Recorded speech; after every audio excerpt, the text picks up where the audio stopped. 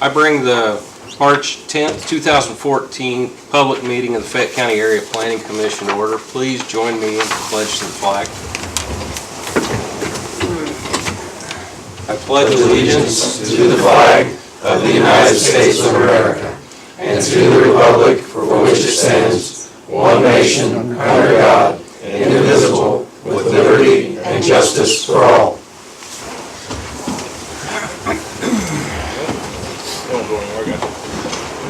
Okay, Brenda, would you take roll, please? Yes. Zane Bedore. Here. Ed Harrell. Here. Gabe Nobby. Here. Brian Jennings. Here. Warren Sudoff. Here. Mark Plum. Here. Dick O'Neill. Here. Carl Hilton. Yes. Everyone's in attendance. Thank you. Even me. Oh, Jason Waterman, I'm sorry. Jason Waterman's here as well. Sorry about that. Next on our agenda is the approval of minutes from February 10th, 2014 area planning meeting. Move to approve. Second. Okay, we have a motion and a second. Any discussion? Okay, all in favor of approving the minutes of the February 10th meeting, please signify by saying aye. Aye. Opposed, same sign. Okay, minutes are approved.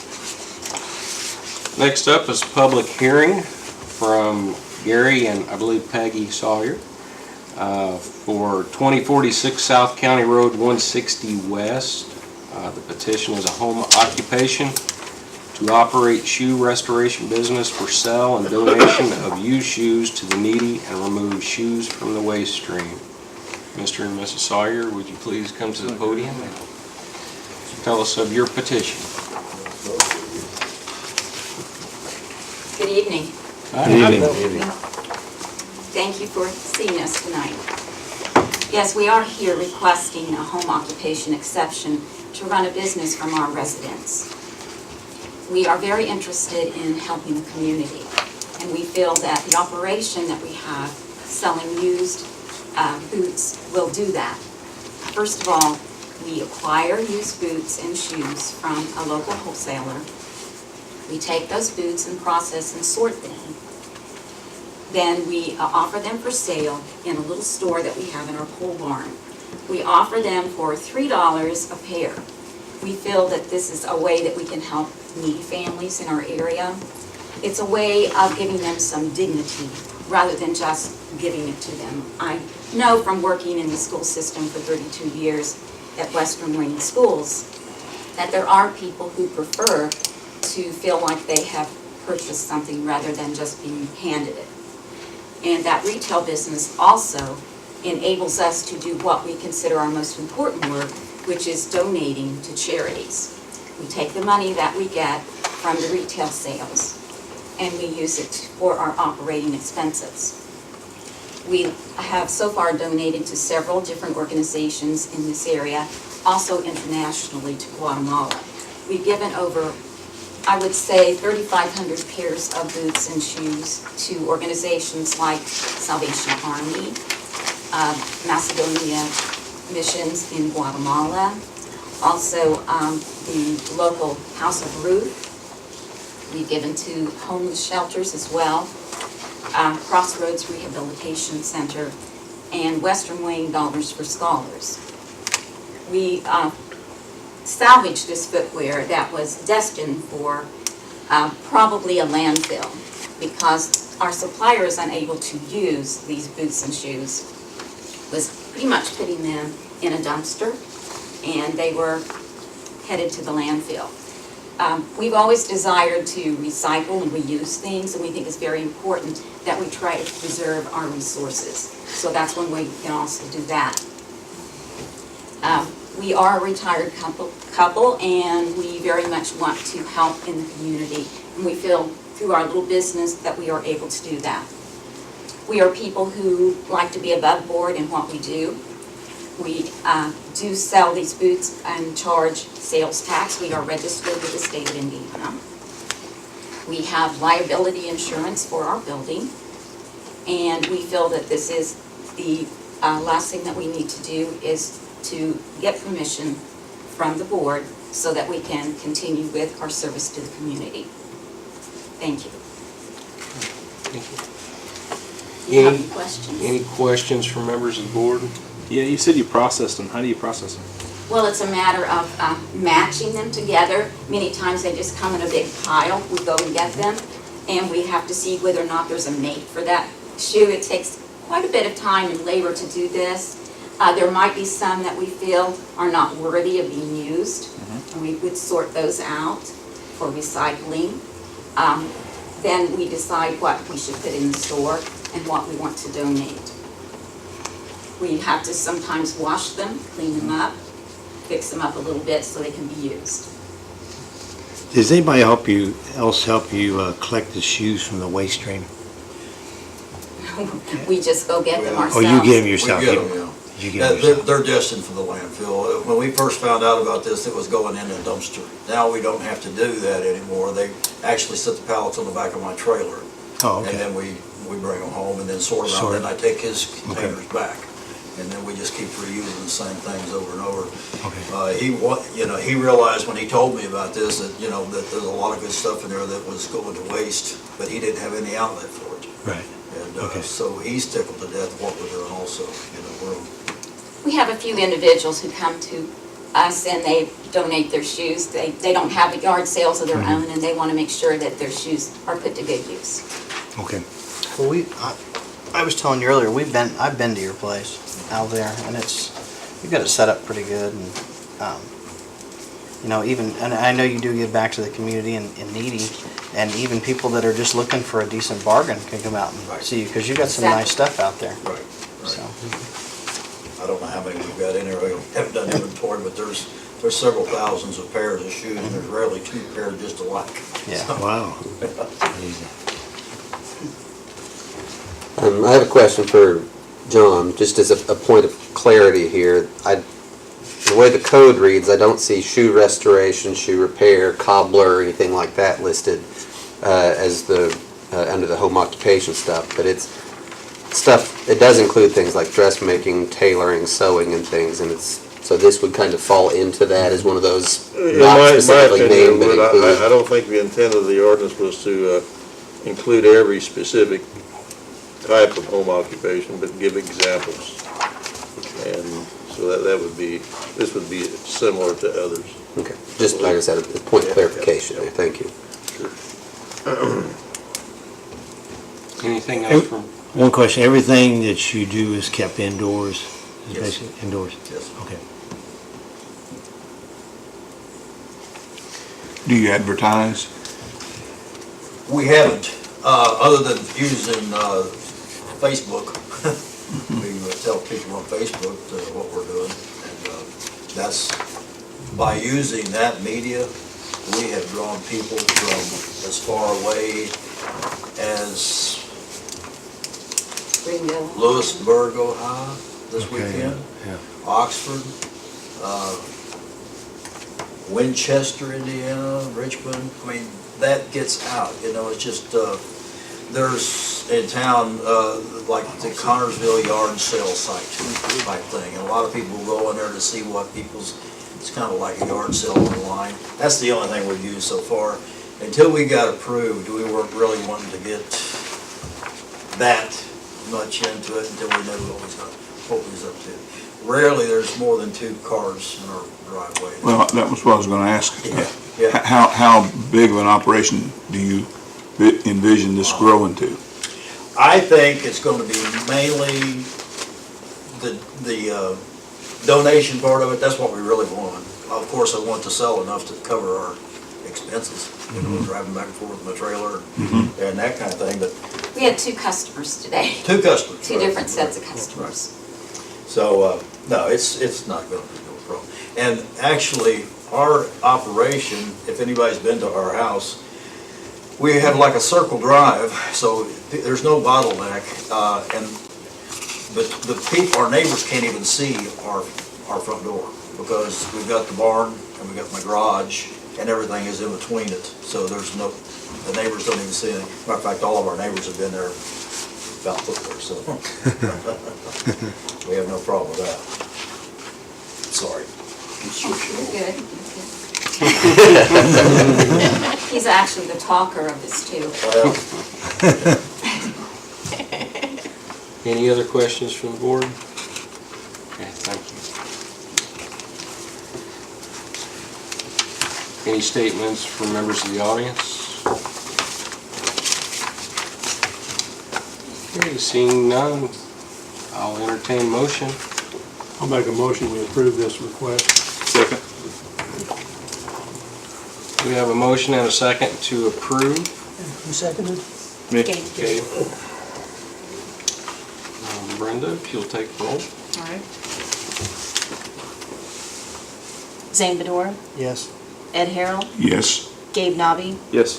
Brian Jennings, Yes. Warren Sudoff, Yes. Mark Flum, Yes. Dick O'Neill, Yes. Jason Waterman, Yes. Carl Hilton. Yes.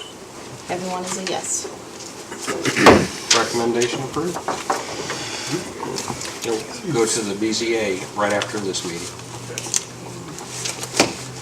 Okay, next on our agenda is the Area Plan Commission Technical Advisory Committee for Satellite Manure Storage Facilities. Okay.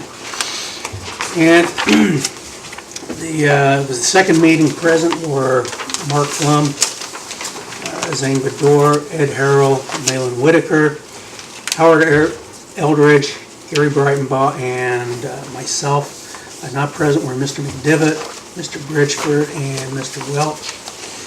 And to start the meeting is Mr. Whitaker emphasized that the folks behind the petition, at least was the structures, and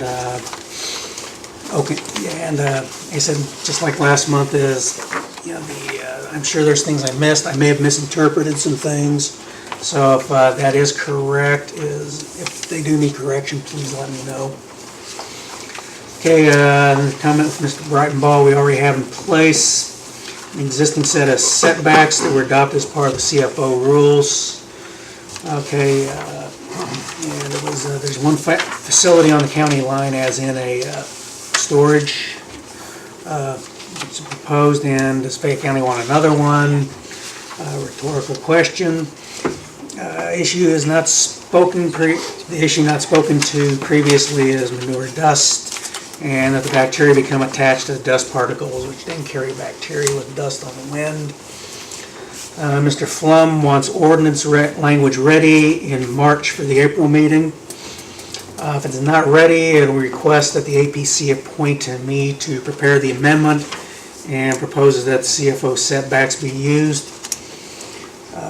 Mr. Bedore stated that he came across information that satellite manure storage affects property within 5 miles, realizes that 5 mile setbacks are not possible, and supports using the CFO setbacks. Mr. Harrell suggested that we drop the term satellite from the entire phrase, and because the issues just go beyond just the satellite storage, but really it's manure storage. And what brought this forward is the entire issue of the satellite was because of terms that are being used elsewhere. I think, is it in the, is that where it's used in the EQIP funds, is that correct? Yes, That's where the term satellite was originated? correct, yeah. Okay. All right. Okay, Mr. Harrell referred to Mr. Waterman's question at the APC meeting about what manure is being used in Posey to Jackson Township to make that point. And the focus on manure storage that is larger than what's current practices used in Fayette County. Mr. Whitaker was Federal Ohio laws make references to satellite storage and EQIP funds program to move manure from the Lake St. Mary's watershed. That's we need to get away from the term satellite to think about manure storage. That will include the satellite manure storage. Satellite is a term that came from the Ohio Mess. Mr. Flum, the role of the Technical Advisory Committee and with the rules that it will propose or protect Fayette County from unintended consequences of an influx of large quantities of manure into the county, and the ability of the farm ground in Fayette County to use the manure as fertilizer. Mr. Flum and Mr. Whitaker both emphasize it's important to protect the 4-H and other small users and producers of manure, both private and then for commercial farming. Okay, Mr. Harrell, how do we write the rules to protect current practices such as 4-H, small quantities of chickens, horses, small family farms, and protect these people when they're unable to apply directly in the field and it must be stored? Okay, Mr. Flum emphasized that exemption language will be important.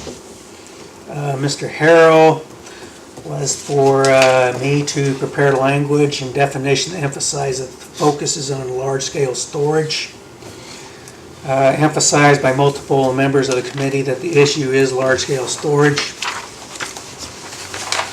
Okay, Mr. Breitenbaugh asked, can we prohibit storage of manure from outside Indiana? And it's a it's a legal question for Mr. Baker. Okay, Mr. Bedore has stated that idea, but is it possible, is it legal, and is also the enforcement practical? Mr. Bedore then stated that size limitation, is that possible?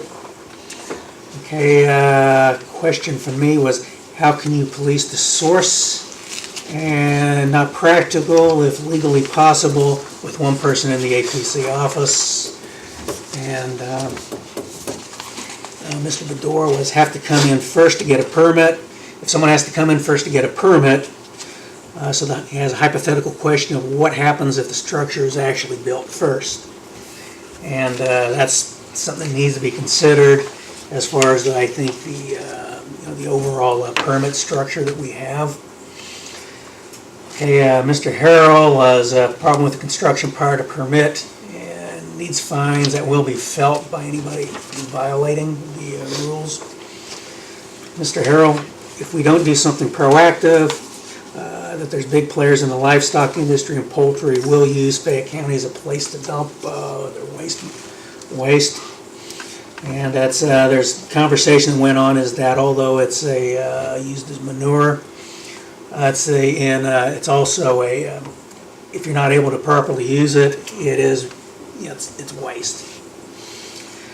Okay, then I didn't get who made reference, but it's to use the manure as a fertilizer, but need means to keep someone else's problem from being dumped in Fayette County. Don't let Fayette County become a manure version of Indiana as a dumping ground for East Coast trash back in the 90s.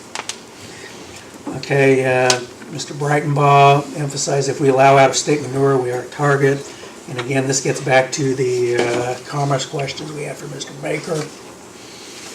Then not certain who made the statement, but can we legally differentiate between manure from Indiana and non-Indiana manure? And then, but how do you enforce it? Okay, then not certain with who made the comment. Well, if equip funds will have the effect of encouraging the establishment of satellite storage and transport industry. Mr. Whitaker, public is not as involved as it should be. That allows industry needs to trump citizen needs, wants, and desires. Mr. Flum, there's asked a question about the small farmer, a former teacher who raised a lot of hogs in a small area, managed the waste in a small area, and caused problems with neighbors. And in that case, from what I understand, the issue was a large quantity of manure in a small area. Mr. Bedore, what now exists should be exempt. Mr. Whitaker, manure storage facility, drop satellite, focus on the rest of the IDEM language. What is the potential issue of converting farm ponds to manure storage? Then focus on the scale of storage.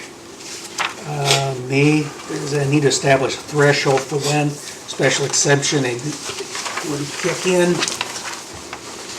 Mr. Bedore and Mr. Harrell, is because of the APC, county commissioners, and also the city council roles in adopting ordinances. The advisory committee won't get everything that it might want. They need the rules to be fair for farmers and rural non-farm residents. need to produce something that's acceptable to both the APC and also elected officials. Mr. Flum, we need to develop a statement of intent. Mr. Harrell was, part of this to regulate the scale of manure and part of this is to regulate the scale, manure, and storage in the manner of a CFO for the same reasons as the CFO rules were adopted. Mr. Harrell was manure storage is based on the CFO storage and needs to maintain the next, the same setbacks over an X amount or the size of a structure. Those are the thresholds we're referring to. And that's the basis for the rule. Once again, is the CFO regulations for the redundancy. Mr. Harrell and Mr. Breitenbaugh, when the CFO ordinance was passed, it was a result of compromise. The ordinance isn't necessarily replicable anywhere else. It reflects the fact that Fayette County has flat ground with large areas for manure application and land that is not suitable due to a lack of fields and also suitable for the application of manure. And it reflects the partial glaciation of Fayette County. There's a general consensus for me to prepare draft language and for intent and rules. Mr. Whitaker hopes that neighboring counties will respect our setbacks. Mr. Bedore asked us to set up a meeting with the owner of a dry manure storage building in Randolph County. As Mr. Breitenbaugh have a template draft ready for the next meeting, include a statement of intent and purpose, define the manure storage, involve item regulatory language and rationale, threshold for when special exception would be required, and is to not negatively affect current local practices that lie beyond things such as item thresholds, and such as 4-H personal use including horses, current commercial non-CFO cattle, swine, poultry, farming, and identify ceilings such as the item regulatory volumes. Mr. Whitaker was the emphasis on CFO and CAFOs from elsewhere dumping waste to make sure storage of manure does not exceed the ability of Fayette County farm ground to use without contamination of water, use setbacks that the Fayette County rules already have. Mr. Harrell will need new language related to manure storage. Mr. Whitaker requests reciprocity from the neighboring counties, and you propose the basis is the health, safety, and general welfare.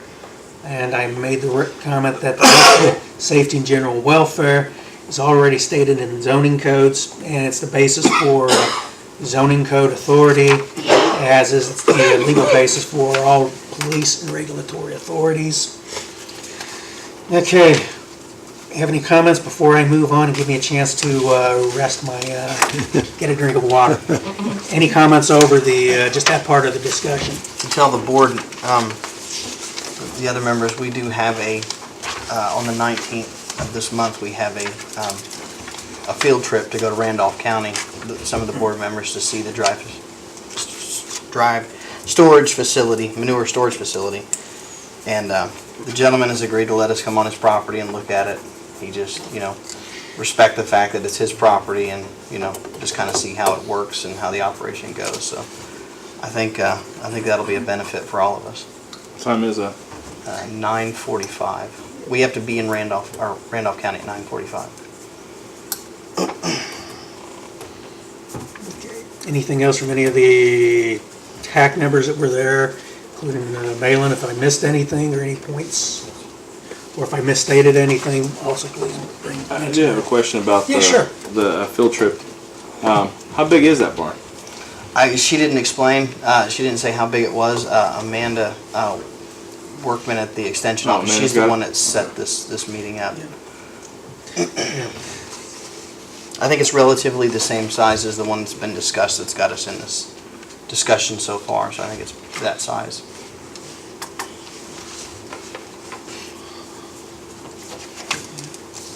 And that will help, I think, help us visualize rather than, just think abstractly about what we're talking about.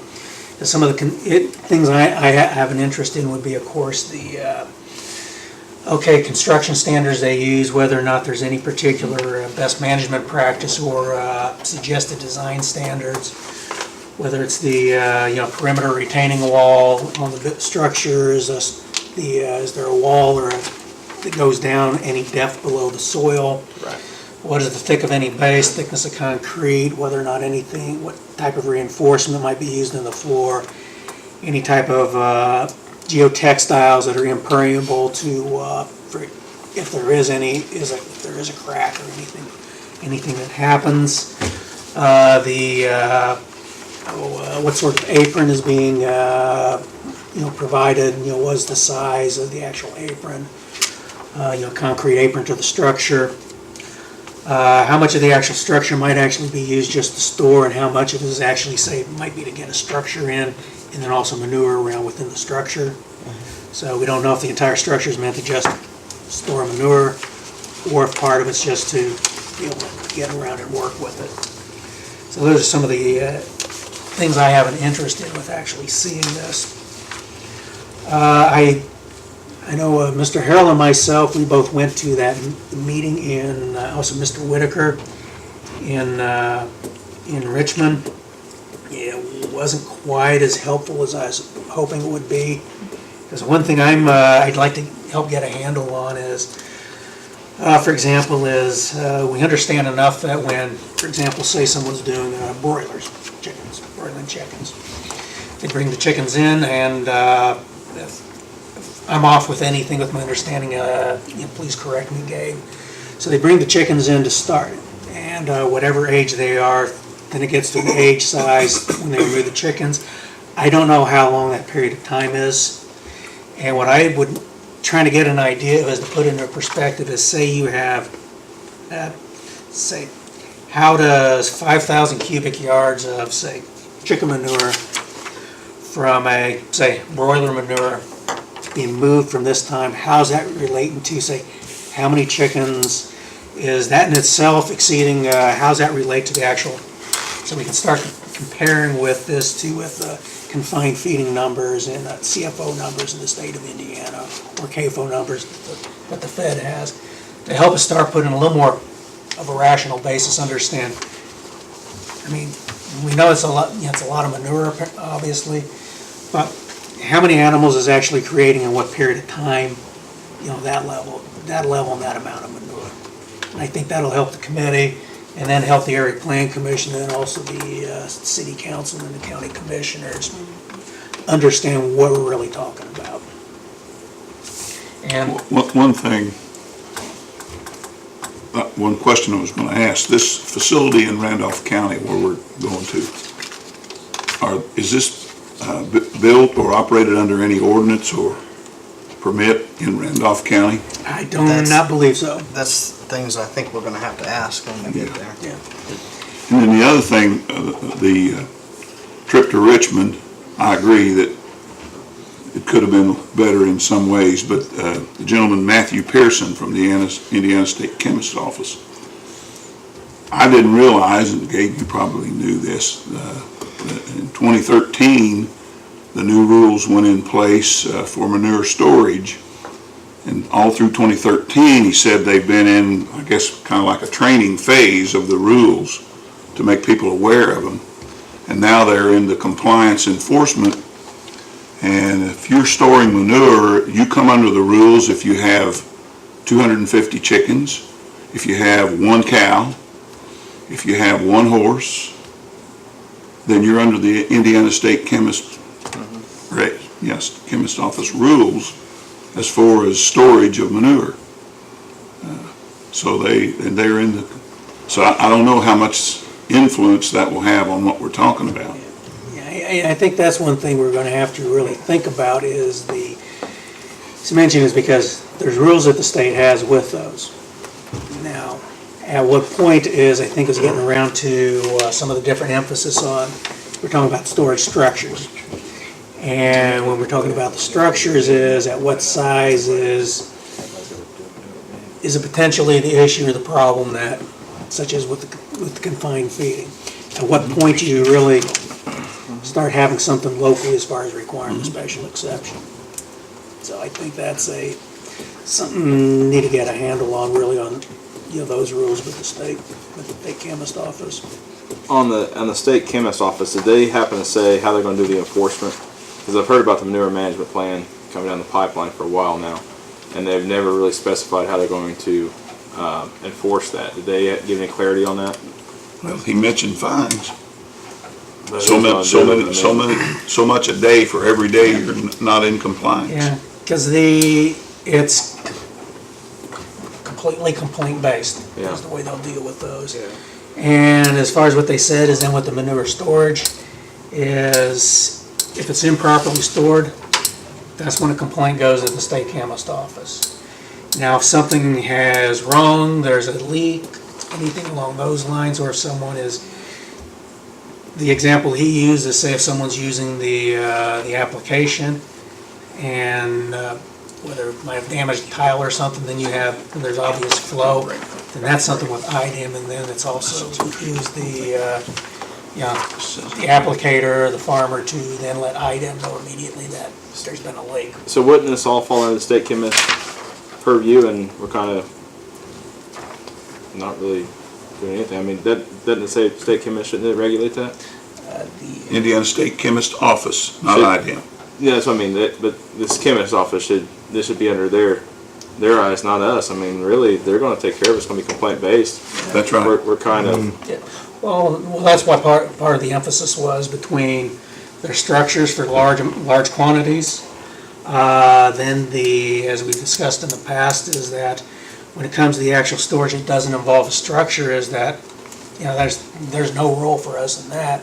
And we've tried to emphasize that we're not going to get into the manure management plans, we're not going to get into the regulating or permitting anything with the actual storage. Yeah, but we're regulating the construction of a building, and the construction of the building could be used in multiple ways. Yeah. I mean, you don't necessarily have to use that for manure storage. Yeah. And if it's complaint driven, and they're going to be the enforcement on it, I really think we're kind of wasting our time here. The thing that you were talking about that had come out in the paper, I kind of agreed with that. I thought, well, if we really get going on this and then this goes, we're just kind of running around chasing our tail because they're going to regulate it anyway. But I guess in the interest of nothing's been done yet, we're just going to kind of keep charging forward, and then if it changes, then we'll have to decide from there. But, Well, I'm sure the state chemist is going to regulate any kind of storage of it as well. right. So if they're regulating already, building an ag building really doesn't make a difference one way or the other. It could be used for storage of manure, dry chemical, anhydrous ammonia tanks, whatever. I mean, really, is this something we really want to keep moving forward on? I have a comment. Yes. To answer your question, what the state chemist, Mr. Pearson, said is that there is a manure management plan that's out there. If you have critters, whatever they might be, horses, Yeah, chickens, it's about whatever, anything. on farm, and that you have to have a management plan depending on the number of creatures that you have, of critters you have. What they have not addressed, and they admittedly have not addressed, is this gap of bringing a product in and you have no animals. So they don't regulate it. So in answer to your question, are you essentially, through the technical advisory committee and any actions you take here, are you basically baying at the moon and it's already handled? Negative. No, it's not. There's this gap. It's still there. But it'll Nothing be complaint changes. driven though, right? I'm sorry? It'll be complaint driven. No, it's not covered. If you had a horse on the property, he's covered. If you have so many chickens, they're covered. But if No. you're bringing it in on a But truck. if you bring it it's on not- a truck, it's not covered. ain't covered. So no, you're not, what the efforts that you're making here through the technical advisory committee and establishing these satellite manure storage or manure storage facilities, if you were raising, and that's the issue, and I think that addressing the point about 4-H and small farmers and this sort of thing, that already is part of the manure management rules. We're talking about this unique bastardization, if you will, of a product coming in, and they're calling it fertilizer, and instead of manure, and so it doesn't apply. And so your efforts here are not in vain. nor are they wasted. From my perspective and what I heard, we were at the same meeting, so I don't know, I believe that you picked up the same thing. That basically they found a hole and they're driving through it. So it, as you said, the small farmer, the person with the creatures, the cows, the chickens, the horses, the pigs, yes, they have to put a manure management plan in place. So for the real intent of, if I wanted to buy manure and build a building to store it in Yep. and sell it, Yep, there's no regulation on that. you're good. Yep. Wouldn't that be a commercial building though? Because at that point, it's not. Not until Well, Well, not necessarily, not right now, and that's the problem. It's, Well, that would be a commercial building. I mean, we're running the same thing with the fair, up there at the fairgrounds. The problem with that's a commercial building. No. And, well, the that- thing about this is this building that they're building up there right now, which can be built anywhere in the state, he right now says it's for private use. And it happens in Wayne County, correct me if not, he just basically falls under a ag building. That's it. And he says he can store equipment in there, store whatever he wants in there. It just falls under an ag building. Now, the question is, he could turn it into a commercial later on down the road. And that is what some people may are considering may be the problem. so in that case, I'm new to this. So what do we do? Because that happens, I'm sure, that we have some sort of building that's used for ag use, personal use, home business use, whatever. And then we turn it into a commercial property. What do we do then? Have to have a special exemption, kind of like Well, we just what's did, right? supposed to happen there is one aspect is if you turn it from something personal in a commercial building, it's what's the state breaks down, puts structures into two classes. There's the Class 1 and the Class 2. Class 2 is anything associated with one family and two family dwellings, those type of, and including accessory uses. Now the Class 1, which the state issues the design and release for, before we can issue a permit. Those are things like commercial buildings, industrial buildings, school buildings, government buildings, churches, all of these various things. So what would actually need to happen if they are turning into a commercial use, they have people coming into the building such as employees, the actual, which is, once it deviates from strictly agriculture, it's sort of exempt from that being considered a Class 1 building. So there's someone supposed to get what's referred to as a change of use. And when there's a change of use is based on what it might be storing, what it's used for. It may be necessary, and the plans are submitted to the state with what changes have to happen to the structure. And it might be something that's large enough to, might have been built as a pole barn for storage. Say they turn it into want to do it for a factory use, some type of manufacturing. Then there's things that are liable to happen, say such as them having to sprinkle the building. Someone puts in a paint booth, and there's something else that has to happen. So that's what they're supposed to go through. No doubt there's things that are, you get converted that you never know about. So how is that regulated? Who regulates that? The only way I find about anything is Complaint driven? people turn things in, yeah. So if this was, let's just put this out there, let's say this was a commercial, or just a personal ag building, and you're storing planters in there. And he changes that and goes to storing manure or whatever. Then they were to switch it to commercial manure place, then he could have a complaint driven to be sent back to you. Yeah, me, and then also then with the state of Indiana to get the conversion. In order if there's to- any changes. in order to have it changed. Yeah. And until then, they couldn't use that building, right? Theoretically, yeah. So, really, the idea of them going from personal use to commercial use is a moot point at this point because there's already stipulations and regulations out there for that. Am I correct? That would be true, but Bill, he could go to a private business, commercial, and still not allow the public into the buildings. There's buildings say, employees only are allowed in here. It still has to be Class 1 still. Yeah, but still, yeah. So that still has to go through that process. Yeah, it still has to go right? through the process because he's changing the occupancy of it. So really, that doesn't make any sense while we're going through this whole process. You see what I'm saying here? I mean, if it really sounds like state chemist's office is going to come down with something, or if not this year, the next year.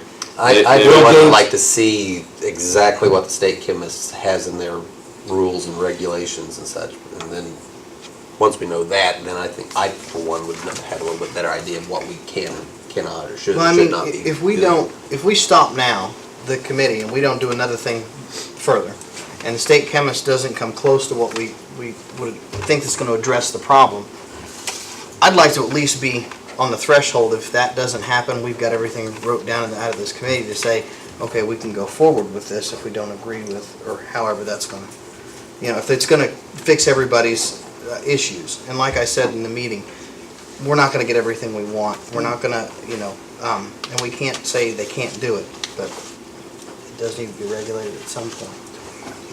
I just gave, my number one issue from the whole start was to control the smell and the odor. So I wanted setback guidelines. That's the main issue, and that's the only if thing we I use was the- concerned about. The current ones now, there's only 2 places in the county we can put them.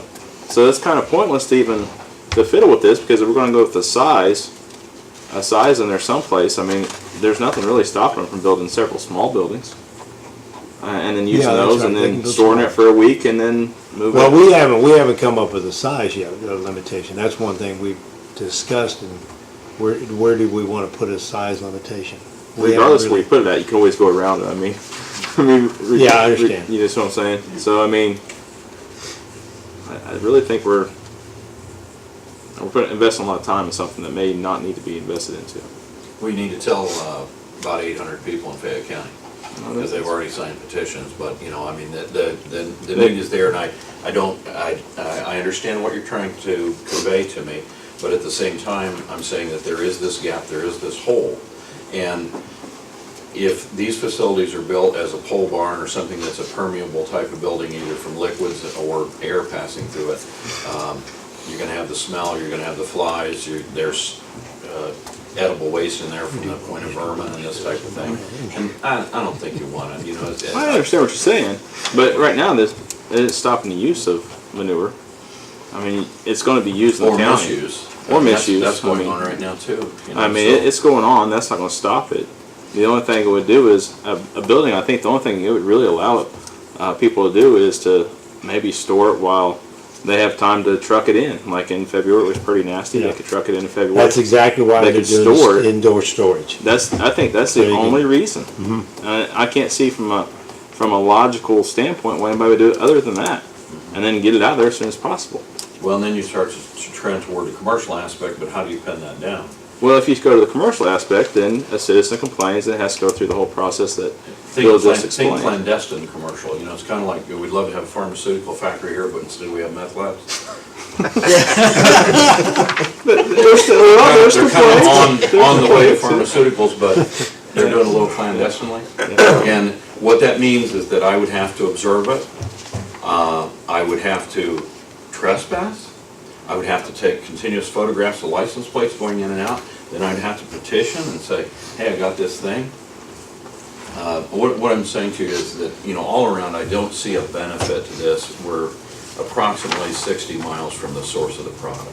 So you know. you're saying you would rather see it limited to 2 sites, potentially 2 sites, and that's it? In the If entire that's county? what you want. I mean, that won't stop the smell or anything, and it's mentioned in the report. I mean, these things can be smelled up to 5 miles away, and just it was a year or 2 years ago here at Walmart, it had been placed on the ground outside of the new Walmart, and people would get out of their car and go, what's that smell? And, I don't think that's what you want associated with Connersville, but, I mean, I agree with you. I understand what you're saying. I'm not against the farmers, and I found that this stuff is half the price of regular fertilizer. It doesn't have, you can't control it like you control regular chemical fertilizers and, call it a quantity of this, that, and the other. It is what it is. It has remains in it. It has chicken feathers in it. Basically whatever they throw out of the poultry house is what's in in there, it, yeah. including the dead chickens. And, I think that the prudent idea of doing this is this. You have 2 locations in the area. I'm asking for reciprocity from Wayne County and the other counties, or to write an ordinance that is set that way. You can build 100 across the edge of Wayne County under our current ordinances in Wayne County, and outside of complaining vociferously, what can you do? Nothing. And so I think that you're in the unique position to actually set a standard, to set a goal, and to address something from an environmental point of view. We just talked about the smell and that sort of thing, but from an environmental point of view, it's ruined another watershed. And, you know, our Soil and Water Conservation District, I've been to their meetings, you know, E. coli is one of their principal things, and if you want to put in a septic tank, I found out I can't even put in an outhouse. I can't put in an outhouse. Can't dig a hole, put a little building on it, and make an outhouse like we used to, okay? There's all kinds of regulations against Oh, that. yeah, but I can bring in 5,000 cubic yards of the same type of problem, E. coli and bacteria, and call it fertilize, and call it ag use, and I can put a building right on the north edge of Fayette County. So let's just use this as your thought there. Why would a farmer do that? I mean, if they're gonna have to purchase a product, right? They Half the price of regular fertilizer is my understanding. And They have to purchase it, and then they have to have a place to distribute it.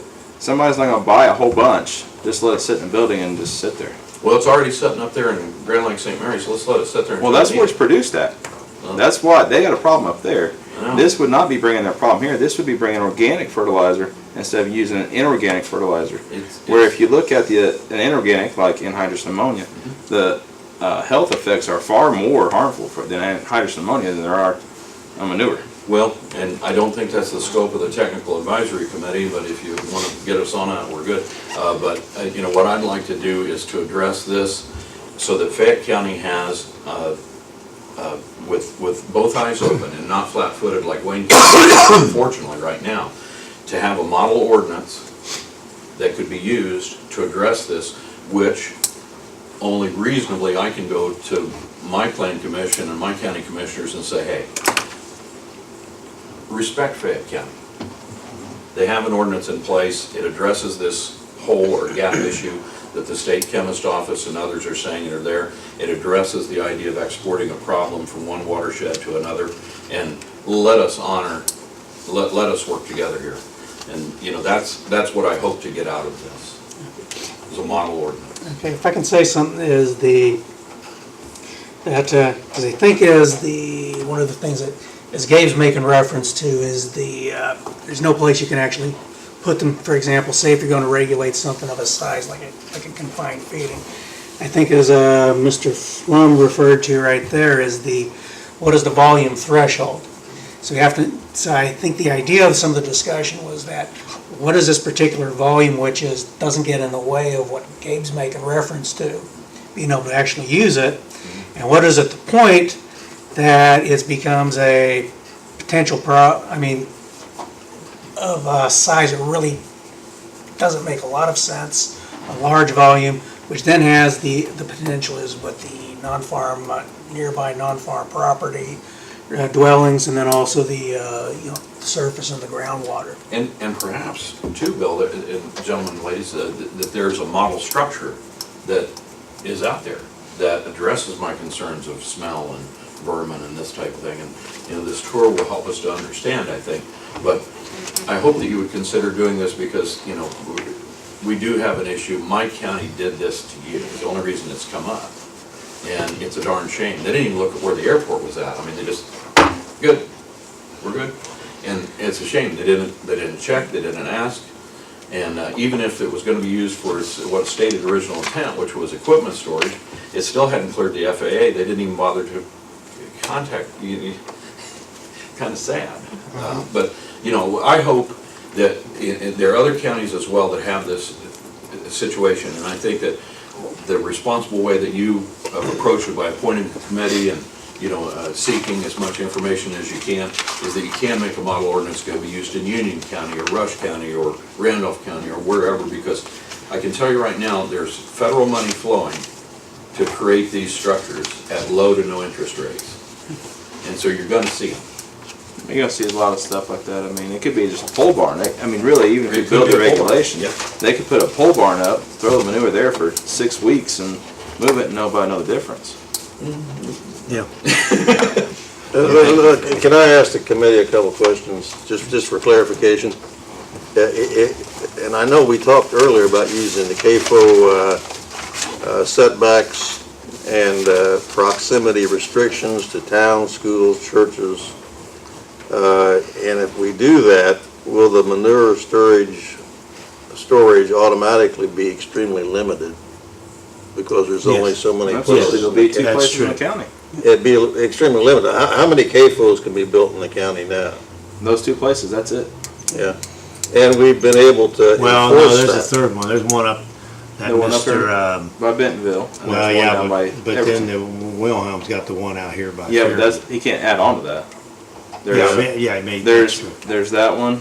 So right now, and there's, oh, you mean additional places? Yeah, you can't add additional besides those two. Well, that would severely limit the amount Yes. that would come into the county. That's correct. You have to, I mean, and use your building standards that Bill's talked about. and The there- building must be built a certain way Yes. in order to store manure. But then the question is how much? That's, Sure. that, That's I think really the that- issue. That's the key, That's because that what we avoids need to wrestle with. because the key is, anything that's gonna be done, that might be adopted, is how do we avoid the nightmare that Gabe's describing? And Yeah, I would rather be proactive in this county and set some guidelines up and to have, and not have to wait for the state to come down here and say, hey, you are in violation and you must do this, this, and this. well, we have to be careful and not step on the state's toes. If Yeah. they're already enforcing, we can also enforce. No, well, but, Within, that gets a little fuzzy because sometimes you'll see statutes that say in other areas, you can be more restrictive but not less restrictive. right, So- well, that's what we, yeah, Yeah. right. Now, the other thing regarding outside Indiana and inside Indiana, I think that's probably an arbitrary distinction. I don't know how in the world you would ever distinguish between one and the other. One's got Buckeyes in it. Yeah. Well, I suspect they could come in with a camouflage truck. The interstate commerce issues strike me as being a big problem there. So what you're saying is you can't regulate it from somewhere else. You cannot Yeah, regulate that gets into constitutional issues Right. that, Well, I don't know that's what I whether they thought. would even think about testing them, but still, I think that the possibility is there, I say that. And I agree with Bill, that legal and practical enforcement would be extremely difficult. We have a one-man It's band. real hard to enforce, I Yeah. agree with Yeah, And I have absolutely no rhythm, so it makes it even more difficult to play the cymbals with my knees. yeah. But it seems like we're almost in a circle, because if we, answer the first question about the CAFOs that John asked, so then the question would be, how much manure does that many animals produce? How many cubic yards? And then would we use that as the basis for saying, okay, now you come under these regulations and you can only cite according to these setbacks? And at that point, we would be doing exactly what Gabe said. We're just spinning our wheels. And I think that's what That, we're that ordinance would be worthless, because you would build that smaller building and put it wherever you want. So I see exactly what the question is, and I see what your point is. Well, I'm Well, not that's sure true. I understand your point. You're saying if we set a limitation on size below which no restriction applies, above which restriction does apply? Yeah, if we say we're gonna use the setbacks for CAFO, for our CAFO The ordinance. setback lines from streets and rivers and, And so then at the same time, we would say a CAFO is allowed to have how many? So many you. Yeah, so many animals. pigs, so many Yeah, cows. right. And then how much manure then would that be produced from that many animals? And that would be then the question to the volume that we would use in the ordinance. I'm not sure you have to compare the two. I think you could have a manure storage ordinance and a CAFO ordinance that are, And have different- that are That would have be the different, next thing we'd have to deal with. different is requirements from the different question on here of regulations. how much. yeah. And that gets into my concern. I mean, for me to try to put any type of rational spin or rational basis that you might use is that, how does that volume or quantity, that volume of manure really compare what, I mean, I think in equivalence of units for me. Yeah, that would help me to really understand as I mean, I haven't the slightest idea over what period of time, how long it's gonna take, how many birds, chickens or turkeys to produce 5,000 cubic yards of chicken manure. I have no idea. Well, Mr. Pearson said 250 chickens will produce 10 cubic yards per year. Okay? Because that's the They probably have. rule. One cow will produce 10 cubic yards per year. Okay. Yeah, but Bill, were we gonna exclude any CAFO presently? If he produced his own waste and stored his own, he wouldn't fall under these. Oh, no, Yeah, absolutely not. this is only bringing it in. And to bring it in, you're only talking about people bringing, in my opinion, large volumes in. Yeah. You're not talking about somebody that's gonna bring a little bit in. He's talking about large volumes. That's my opinion. What about the loophole Mr. Whitaker alluded to, bringing product in but no animals are on the site? This is an issue not covered by the state chemist's office. Mr. Baker, I think I may have a thought, imperfect because I'm dead on my feet. We need to check, with the manure management plan that's out there, it appears to, literally cover everything from one horse up, okay? So that would mean that anyone who had a small farm, 4-H project or whatever, would be under said plan, okay? If manure was going to be brought in that was not part of the manure storage plan filed with the state of Indiana, then that structure could be regulated by you locally. I agree. Yeah, right. So that way, we address, because, every 4-H kid is probably gonna learn about how to manure storage as part of their training, I would assume. And if you've got some critters, so that's covered. And that addresses both issues. It says, okay, you guys out there doing the small farming, and which I'm excited that kids are getting into it, but, they're covered because they already have a plan in place and they filed with the state and et cetera. But if you're just bringing it in, And for what purpose are you bringing it and in? you're not on, maybe we just look at it, I don't know. Well, The presumably would be to use it. to Yeah. use. Either Yeah. to use it or Yeah. resell it. Or resell it. Yeah, Yeah. for use or resale. Well, just like Gabe's alluded to already, we're not gonna prohibit organic fertilizer. No. That's not gonna happen, I don't believe. I hope not. And as a matter of fact, I think it's being encouraged, Right. Yes. organic fertilizers as opposed to chemical fertilizers. Yeah. And, so with this type of thing, it's not, all right, so you have organic fertilizers coming in, but the key is regulation. Yes, That's what. the key not is. over applying it. That is the key. That, the whole- sure, well, see, but that's getting into standards I'm not sure Yeah. we can handle. That's back- Well, yeah, we can't, that's. Yeah. that's You can only address the- Yeah, we're not going to address I that. think when we address setback lines, proximity to certain entities, and size of building, I believe, and building standards of the building. What do you think, Bill? Yeah, because that's what typically what you get into is any time right there, when we're talking about the We just set it so low. the home rule. And that's what was pointed out at the woman from the agriculture department, is that basically it's the what and how it's done, you don't have the authority to regulate. Where it occurs, We can't. That's when it comes in. Well, the You have other to thing look- I was gonna say was, there's a couple counties out there, and I don't know, we were talking about this to the state of Indiana, or somebody, that they're waiting to see what we do here. Because they've either had issues or going to have issues in their own county, on the other side of the state in the north end, and seeing what we're going to adopt. Because I've heard that the AIC wants to hear, whenever we make a decision, they want to hear what our decision was, so they can let the other counties know, this is what Fayette County's doing to address the problem, and you can either adopt it or not. And do we have to address the duration? Really, because you could build a pole barn and just a normal pole barn, put the manure in there from February till April, Yes. put it on the field in April, apply it by May, and that pole barn could just be an ag building. Yes, yeah, that's the So issue. now when you open this up, you really open it up to regulating every agriculture building that's built. Does it That's- depend on what you're well- gonna store in it? Well, do you specify? You're using I'm ag wondering, products. if you're gonna it's store manure in, it's gonna have to have a certain That goes concrete back to base, what for you said, example. satellite It just- storage facility. If they got in there for 6 Word weeks, satellite. No, there is a state regulation on the base, Yeah.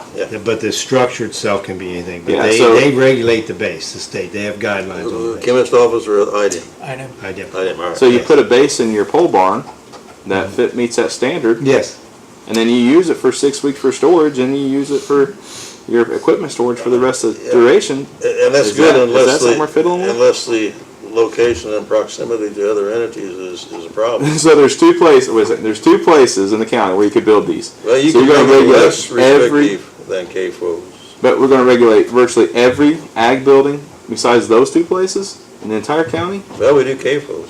No, I'm talking every pole barn, every little feed shack, I every think- little I tool think you have shed. to call it manure storage Yeah, building. But they didn't have, they wouldn't, if I was a farmer, I wouldn't call it manure storage. I'd call it storage Well, Well, that- what that's- is that okay. stored there is gonna determine. for 6 weeks.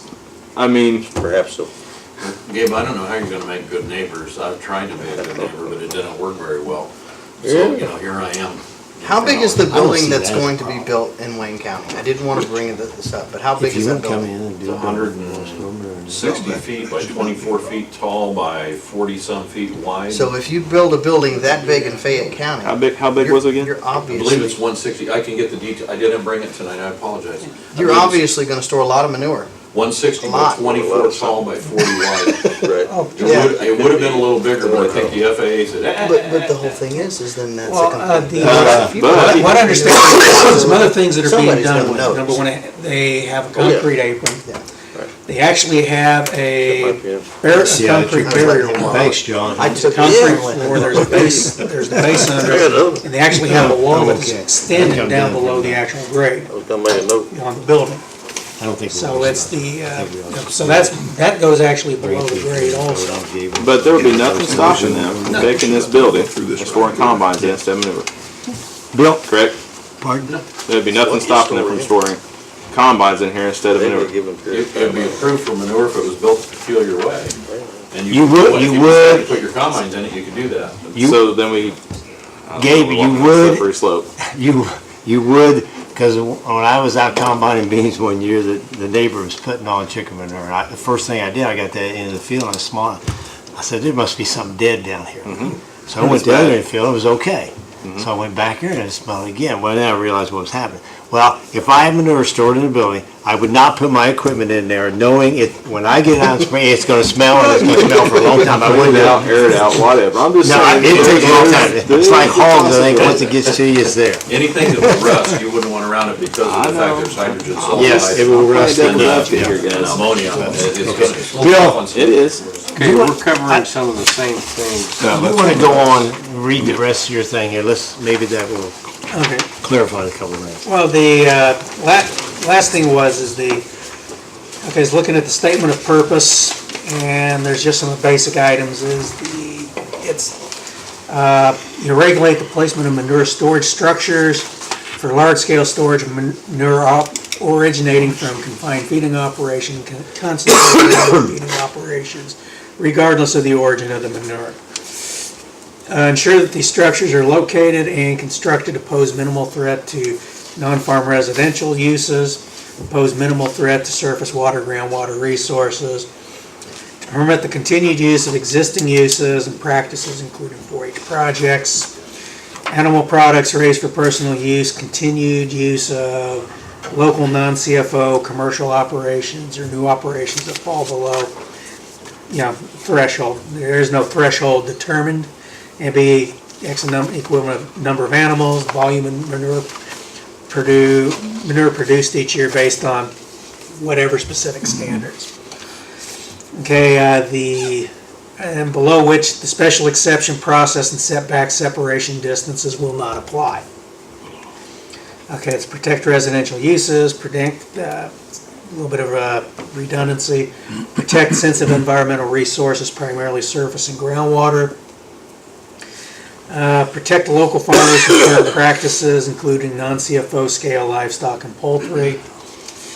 Okay, private uses such as 4-H projects, raising livestock, poultry, eggs for personal use, and horses for personal use. Then on the siting and development standards, it's construction of new manure storage facilities for the storage of more than X gallons of liquid manure and greater than X cubic yards of dry manure shall be required to receive the approval of the special exception petition by the Board of Zoning Appeals. Okay, development standards is the setbacks. Discussion's been same as with the confined feeding operations. Okay, as I said, this is all real draft. Okay, it's the drive and access standards, it'll be the same as per the confined feeding. Okay, design and construction standards based on whatever a source for the best management and practices and construction standards. For example, barrier walls, DICA X feet, such as, for example, the one told is the one that's being proposed north of Fayette County. It has 8-foot concrete walls on the interior. Explained because you don't want to get the the manure to have the same issues that you do with the spontaneous combustion, just as you do with, with any other, such as with hay or straw. Okay, barrier walls and dikes, the footings, X feet below final grade. Okay, gravel base, certain thickness, concrete floor construction, permeable barrier, the concrete apron, and site drainage design. And like I said, all that stuff right there, that's just a real draft based on some of the various things that we discussed, and then some of the other things that we have, different standards for different special exceptions in the zoning code. My opinion is that looks like an excellent outline for a draft of an ordinance. That's my opinion on this, because he's covered all the major issues. Bill, on the construction standards, have you looked at what they require for over 5,000 cubic yards to get a reference point to go from? Okay, the only one, my understanding, and this is with Mr. Flum, the only standards they have are with IDEM, is exactly the floor. I've come across some other things. There's one I have to find the Purdue standard, but they recommend, barrier walls.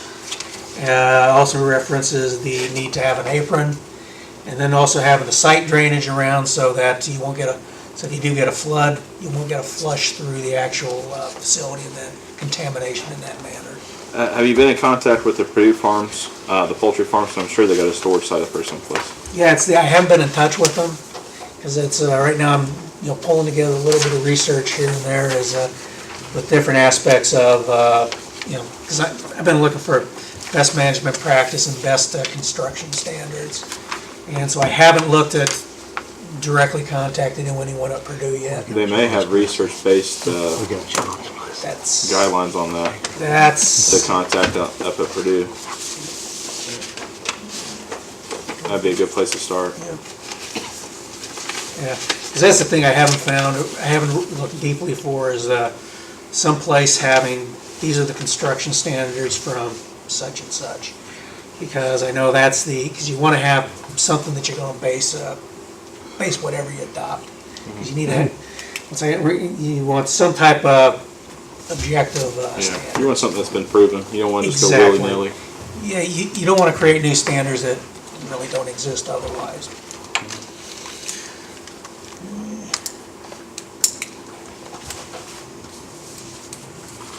Okay. Anything else? Any other discussion on the Technical Advisory Committee's work? Okay, next on our agenda is the code violation report. Okay. I was on Wednesday, February 12th, Mr. Moore, Mrs. Moore, the property owner, her son, David, came in to ask me about the violation letter. It was well within the 30 days. So he wasn't argumentative, he wasn't fighting. His statement was that there's nobody living in it. And so I went down there, I made arrangements. This is the following week. And when I was at the visit, there's no sign at that time that anybody is living in that recreation vehicle.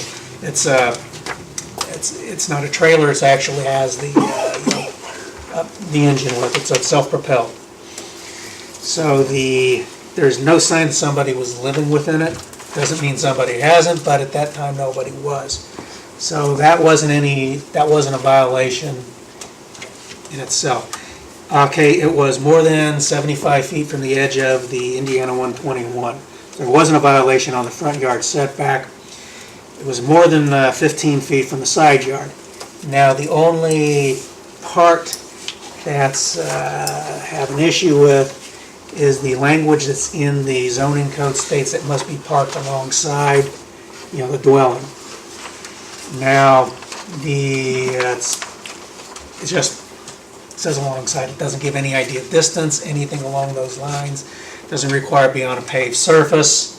It's just it needs to be either to the side, to the rear, but not violating any of the actual setbacks. The distance from from where it is right now, where it was a temporary light pole, that was, electric service was for, I don't know if some of the board members remember the temporary use with the BZA for Mrs. Moore after she had the fire on her home. While waiting for the insurance, they had the Board of Zoning Appeals granted them a temporary dwelling while they were working through the insurance. That was the location where the electric was installed. The service was never actually removed. Okay, so the electricity was reinstalled with a meter base. But like I said, so that's why it's 250 feet away from the actual house. It certainly isn't alongside. And what I would like with the Area Plan Commission, which is one of the things with your role, is I would like some guidance on, defining alongside the primary dwelling. Just to the north of the manufactured home where Mrs. Moore lives, and her son is living in the manufactured dwelling with her, the modular home. Okay, they have cars parked in a gravel area immediately to the north, and there's certainly room for it to be parked right there. And I think that within 50 feet in this particular situation, I think would be reasonable. And if no one is actually living in it, and Mr. Moore, and along the line with Mr. Moore's statement, he's attempting to sell it. He has the electric. He wants the electric so that he can show that everything works.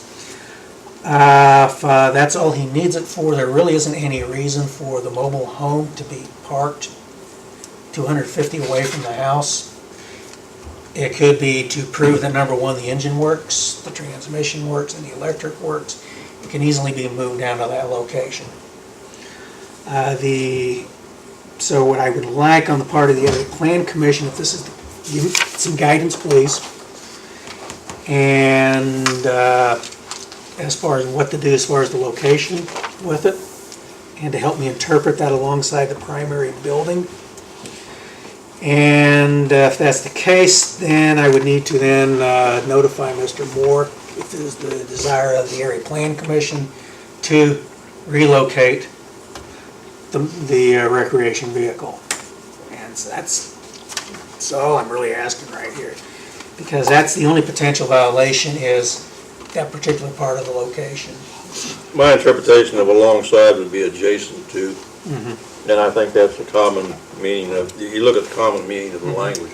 Yeah. Alongside, I think about anybody's definition would be adjacent to or in reasonable close proximity to. To me, that means not 75 feet away. Yeah. So the only problem is it's not next to the building. Yeah, it's And so I really don't know the history between the various neighbors. And what I did ask Mr. Baker is that our visitor kept referring to the $2,500 fine. But Mr. Moore is not being resistant or anything. He invited me to look, saying nobody's living here. And in your professional opinion, there was no one living there? There's no one living there. I went inside. There are no signs of anybody living there. Like I said, someone could have, and things could have at one particular point in time. We just got one of the Arctic vortexes at the time. So if there was, probably hasn't been anybody for at least since sometime before Christmas that someone was. There were no, there's no signs of any cooking utensils. There are no smells of anything being cooked. There was, the electric was actually turned off at the time at the meter base, you know, I mean, there are no bedclothes, there's no trash, there's no garbage, there's nothing along those lines. So the only issue is the language in the ordinance that says alongside. Yeah. And So, you know, so like I said, is that's the only issue that we really have with that versus the language in the zoning code. Can I make a motion? Just to move this along, see if everybody. I make a motion that the vehicle needs to be parked within 30 feet of the existing dwelling. I'll second the motion. I got this building, this room is roughly 30 feet long. That's where I base 30 feet on. Okay, we have a motion and a second that the vehicle should be parked within 30 feet. Any discussion? I guess my question would be, when the ordinance was written, what is the intent of that language that says alongside? What is the intent of putting that language in the ordinance? I think the intent is adjacent to. Yeah. That's my opinion. For what purpose? Yeah, but I'm saying, what's the intent of having it adjacent to or My alongside? assumption would be that at that time, we don't have nearly as many people that have recreation vehicles then Right. as we do now. And what I would assume is that the intent would have been is to allow someone to store their recreation vehicle on their property that they're not using so they can maintain it, keep it by the house, security reasons, or maintain Well, it. that, and keep it out of view of other. And that's if another it's big up part of against your house, it, it's gonna maintain be it harder against to the see. view, yeah. Sure. Okay. How large is this property? It's a little more than an acre. So it's good sized property. So if they're out in the back, we're really going to dictate that it has to be next to the house. And if they want to park in the back of their house, we want to put it Well- next to their house. I think it should be, if it's gonna be that on the side yard or to the rear of it. Because it can be any place, because the way it's written. But if they want to park it, if the house sits in the middle, Well, and they want to park it on the it's edge of actually, the property, it's parked on the very north end of the property. 40 feet away. Yeah, so, which is why there's about 250 feet from the house now and where the recreation vehicle is located. I don't understand why we want to regulate this at all. I mean, this doesn't make any sense. Well- It's like telling people where they can park their cars Well, in their own homes. I mean, that's, It's already regulated. Yeah, The I I know, I understand that, but this is getting alongside. extremely nitpicky. I mean, if I had that's a why, car this sitting is in my why backyard, I it would asked be a big deal. for some guidance from the Area Plan Commission on this. That is precisely why. There, I mean, Because look at it's the county. because it's a vague term, and And if that's the only thing that's the problem with it, I think we ought to let it ride. I mean, I agree with you. there's I not, agree with you. we gotta have some sense here. I mean, people should be able to do what they wanna do on their own property to some extent without infringing the rights of others. It doesn't sound like this is an issue to anyone at all. The issue was living in it, is Yeah. that right? That was the the issue. the issue is living in it, and then whatever's going on with the neighbor. I mean, I don't wanna get in the business of telling people where they can plant trees next. I mean, and that's where we're going towards. Well, I think it was usually, originally, the idea was the aesthetics of having it way out in the corner of the property as opposed to in with the rest of the building. Again, it makes no sense to me whatsoever. And if this is the only issue, I firmly believe we need to let it go. I agree. I mean, if somebody wants to park at 40, 50, 60, 100 feet away from their house, they should be allowed to do so. Yeah, if they got a 100-acre property and they want to put it on the back corner and the house is on the front, I think it should be okay. Well, you could interpret alongside, I guess theoretically, as being on the lot. Okay. Call for the question. Anywhere on the So lot. Call for the basically, question. anywhere as long as it's not violating those, the setbacks. And that's my personal opinion. Yeah. Okay, we have a motion and a second, though, to move the vehicle within 30 feet. Okay. Any other discussion? Question. Yes. That means to vote on Yeah, he's calling question. Oh, I'm sorry, didn't hear, I think you said question. He it. I did. did. I'm That's what sorry. he called for previous. All right. Roll. All right. Give me 1 second. Okay. Zane Bedore, No. Ed Harrell, No. Gabe Nobby, No. Brian Jennings, No. Warren Suda, No. Mark Plum, Despite making a motion, I'll vote no. After I've heard the other comments, so. Jason Waterman, No. Dick O'Neill, No. Carl Hilton, No. unanimous no. Yeah, somebody else. Now then, I do have a question then. They'll make it. Is that, so if I get to take up the opinion of the area plan commission is that, because what I need to do is with these is, so the letter to the property owners that the area plan commission, basically my report, my site visit, showed no indication of living in it. Okay, that as long as it wasn't in the actual setbacks, accepted that this is alongside, because you are going to hear from the, the neighbor. So the neighbor will probably be. And I assume then the area plan commission would then also like me to send a copy of that letter to the neighbor who made the complaint. Yes. Sure. Yes, sure. Okay? Yep.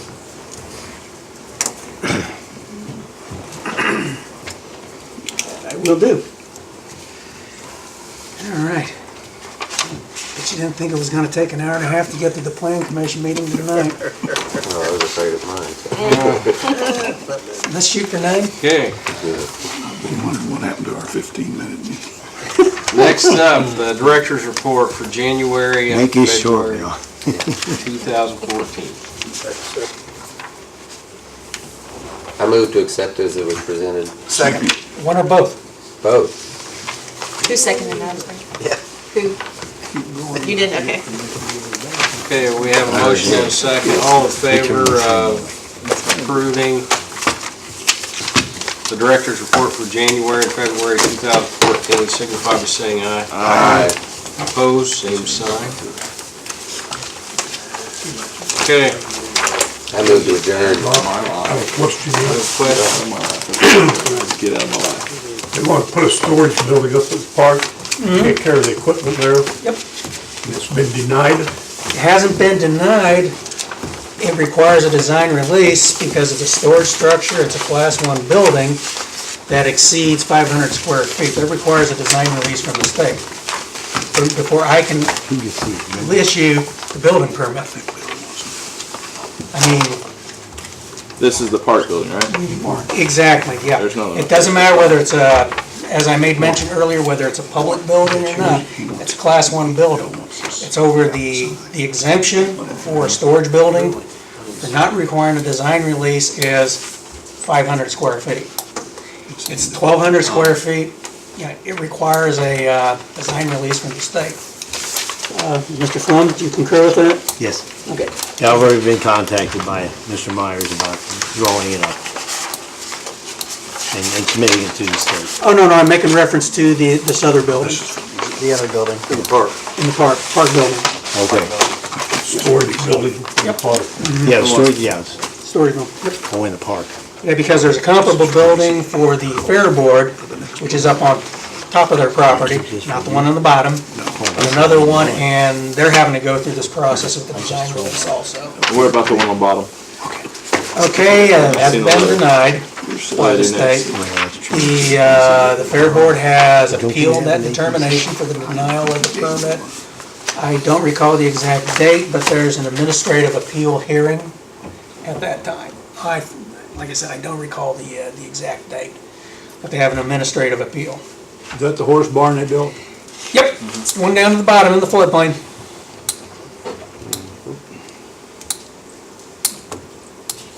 This is all at the state level, correct? Correct. Yep. Bill, you want everybody's voting sheets? Oh, absolutely. Okay, Mr. Waterman made a motion to adjourn. Do I hear a second? Second. All in favor? Signify by saying aye. Aye, we are adjourned.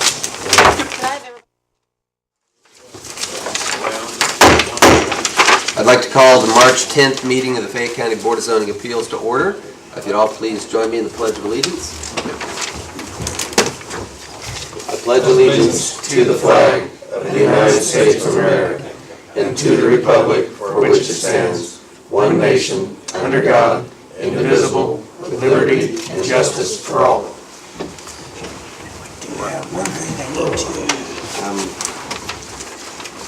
Before we go any further, I'd like to welcome Ed Harrell, our new member appointed for 2014 by the Area Planning Commission. Has your voting sheet in there. Brenda, if you could do the roll call, please. Okay. Jason Waterman, Here. Bill Crawford, Here. Carrie Steele, Kenny Burgess. Here. And Ed Harrell. Here. Everyone here except Carrie Steele. All right, we have a quorum to do business. Next would be the approval of our minutes of the meeting, our last meeting which was January 13th, 2014. I'll make a motion, we accept them as presented. Thanks, Bill. Do we have a second? Second. Any discussion? All in favor? Aye. Aye. All right, Minutes approved.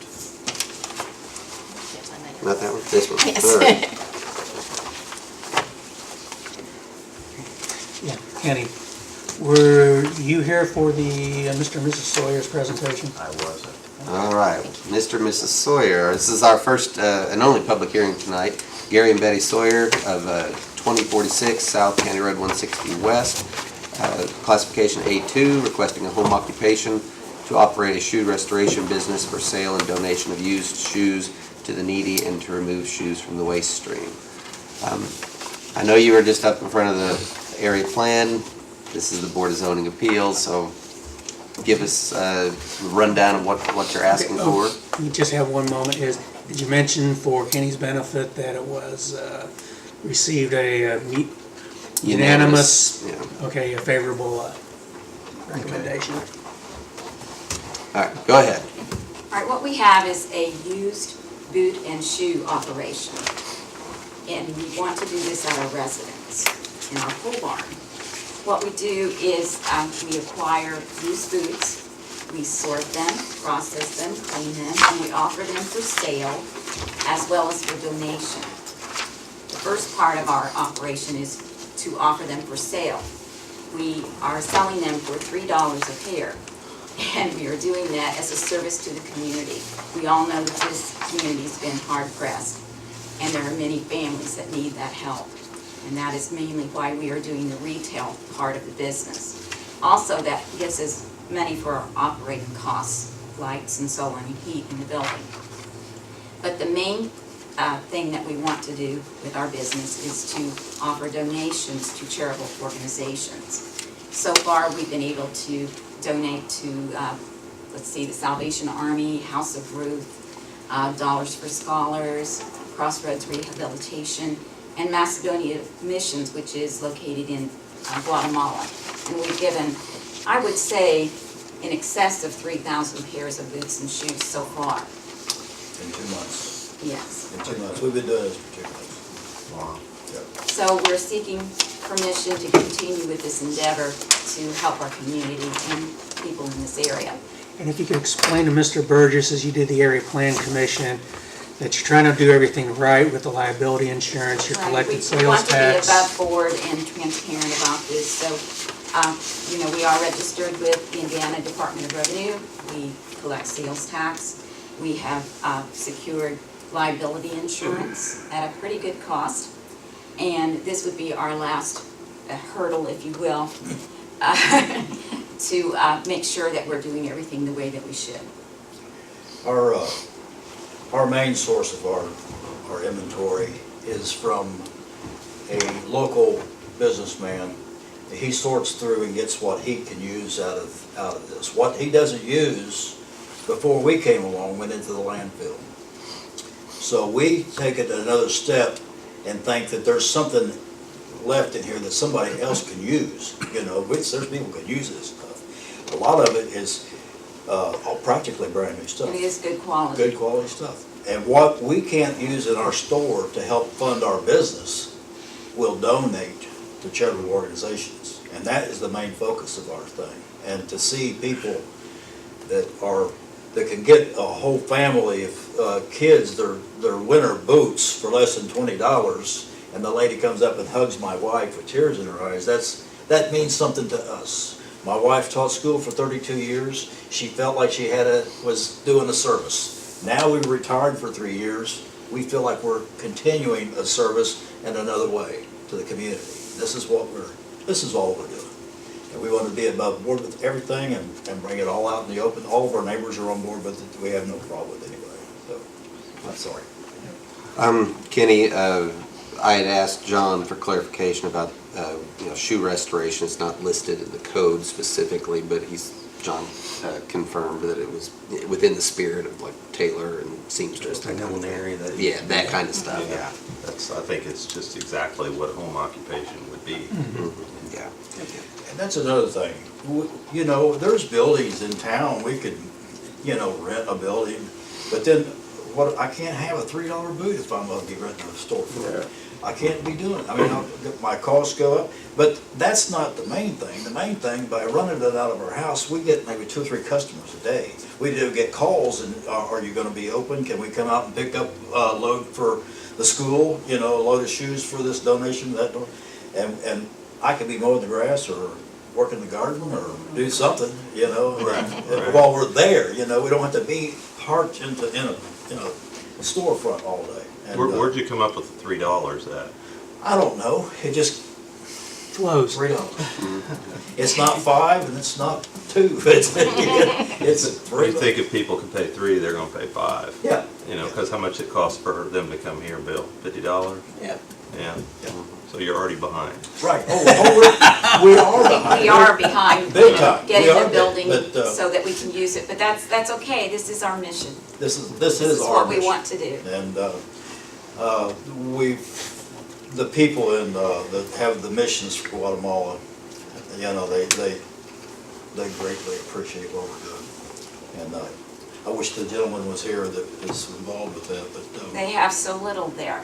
It's just amazing what little they have and how we throw so much away that someone else could benefit from. And the gentleman I get these from, he knows that there's good stuff in this. He just has it's not what he's looking for. He has people that he is supplying that have a certain criteria, or whatever, how you say that. Anyway, and he feels what they want, everything else gets tossed. He don't have a way to process it or deal with it, so we do, so. Any other questions from the board for Mr. and Mrs. Sawyer? So do you take donations then Yes, if yes, we people have sure do. things like that? Absolutely. If they wish to donate, we'll be sure that somebody gets good use out of it. Yes. Yes. Don't throw, I am passionate about this. I've been recycling all my life. If there's some use in them, don't throw them away. We can find somebody that could use them. Somebody, someplace will use them. Now you're talking about any kind of shoes? Yes, anything, yeah. Yeah. We call $3 boots, but we have all Right. We kinds have of shoes as well, Yeah. tennis shoes. It just whatever. sounded good, $3 I boots. went out there today and they have a lot of shoes and a lot of boots. There's a couple thousand in there. I doubt if there's 2 of the same kind. And their parking is real adequate for what they're trying to do too. Yeah, we, to describe it, we do have like a circle driveway, you can come in, and our pole barn is here, and our garage is, our house and our garage, so when people pull into our driveway, the neighbors don't even know we got anybody there, they just pull it off the road. But, like I said, we have 2 customers today, so, and I can go in. Include Bill? Yeah, I didn't buy any, but I was looking. I'm sorry. I'm gonna send them a customer. I'm gonna send them a customer. But yeah, we appreciate any donations, anything that we can keep out of the landfill, that we think that we can pass on to somebody, someplace, we will do it. And that's just to try to help do our part. I think it's terrific. Yep, I concur. And I appreciate you guys coming forward, getting all the paperwork and everything in order so that, you know. Well, that's what we wanted to do. We wanted to make sure it was above board with everything. Good, good. If there's no other discussion, do I have a motion on this special exception, or home occupation, I'm sorry? I make a motion that we accept the proposal and give them the special exception. We have a motion, do we have a second? I'll second that, yeah. Thank you, Kenny. I think we were fighting over which one was gonna second it. Brenda, if you do the vote. Okay. Bill Crawford, Yes. Jason Waterman, Yes. Ed Harrell, Yes. Kenny Burgess, Yes. all in favor.